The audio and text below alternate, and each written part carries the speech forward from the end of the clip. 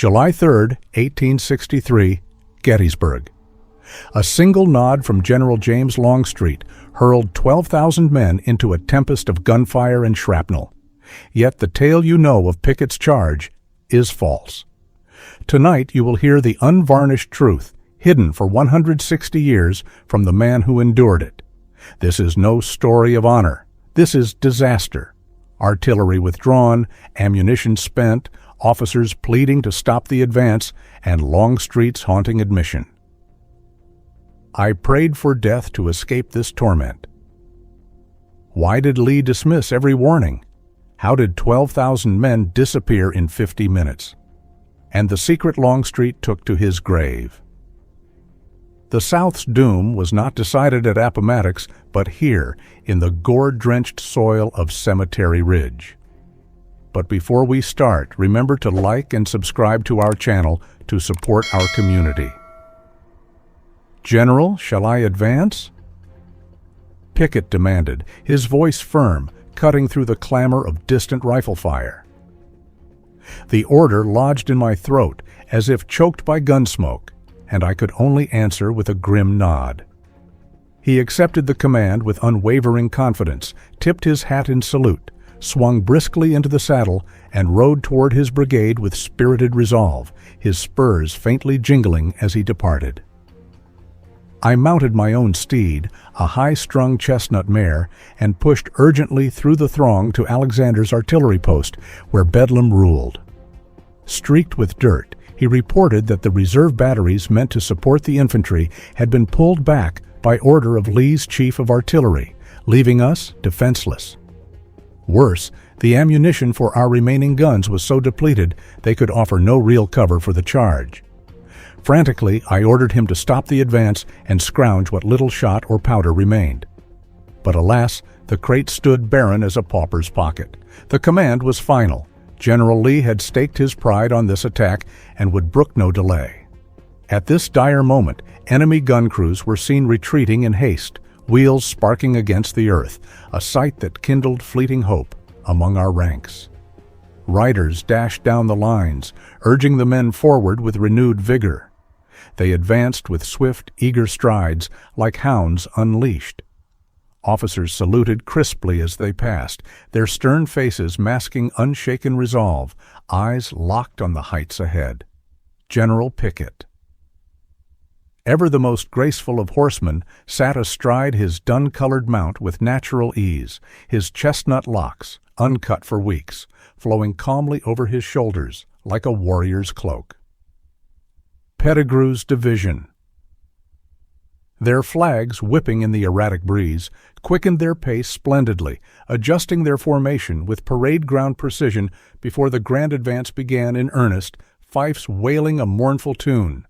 No sooner had the front ranks cleared the way than the supporting lines, bayonets glinting faintly, snapped into place with military exactness. General Trimble, now mounted on a gray gelding, adjusted his reins and posture with the unhurried air of a gentleman setting out for an evening stroll, though his jaw was set like stone. Arrayed in perfect order beneath a smoke-streaked sky, the column began its steady, solemn march past our station batteries, the gunners standing bareheaded in salute. Our artillerymen, sleeves rolled up, hurled fire over the advancing troops as they descended the slope, enduring the enemy's furious bombardment until the thick gunsmoke rolled backward like some cursed mist. And then every hostile cannon turned its full fury upon our infantry. The withdrawn batteries had been replaced by fresh guns, hauled forward from the enemy's second line, their muzzles yawning like bronze beasts. Now officers and men alike began to fall, some meeting eternity with barely a gasp, others dragging themselves toward the surgeons' tents in desperate hope, clutching shattered limbs.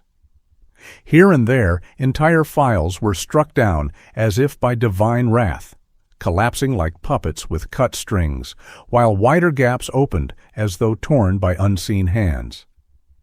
The occasional well-aimed shell, shrieking like a banshee, carved bloody chasms in the ranks. Yet no sooner were these gaps made than they were filled by the resolute, the dreadful march pressing ever onward, boots churning earth into mud. Colonel Latrobe, saber rattling against his thigh, was sent racing to General Trimble, with orders for his men to shore up the shattered brigades, a duty they undertook with fierce courage, though the air reeked of gunpowder and despair. The enemy, spotting this shift, boldly advanced against the supporting brigade in Pickett's rear. Colonel Sorrell, lean-framed and iron-willed, was dispatched to counter this thrust, forcing Pickett Compact to redirect his forces toward the new threat, their flags drooping like exhausted birds. McLaws received orders to push his left flank forward, yet the direct onslaught of enemy infantry and the murderous crossfire of their artillery ravaged our lines.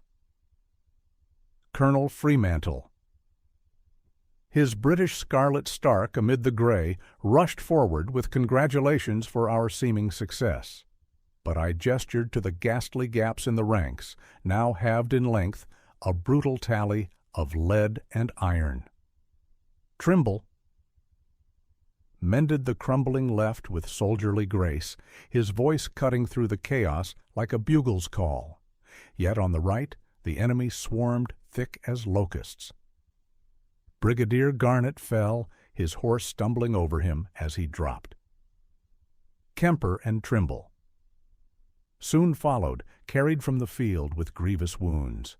Across the slaughter, Generals Hancock and Gibbon likewise fell, their fates mirroring ours in cruel reflection.